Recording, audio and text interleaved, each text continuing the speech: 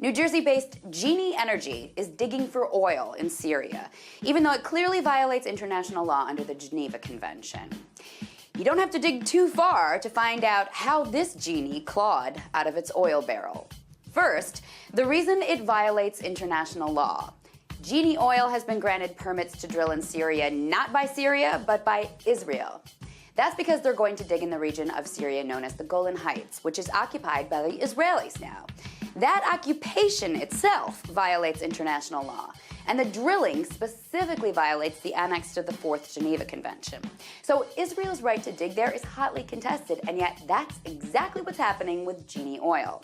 Heading up the effort is a man named Efi Item. He's a former Israeli military commander who has said in an actual speech, "We cannot be with all these Arabs, and we cannot give up the land, because we have already seen what they do there. Some of them may be able to stay under certain conditions, but most of them will have to go." So this anti-Arab Israeli is heading the charge for Jini Oil to drill in Syria. He makes for a powerful force to drive the drilling forward, but his cohorts are even more powerful. Because Jini Oil investors include none other than Dick Cheney, Rupert Murdoch, Lord Jacob Rothschild, ex-CIA Director James Woolsey, ex-Secretary of the Treasury Larry Summers, ex-Governor of New Mexico Bill Richardson, and other ex-members of American government.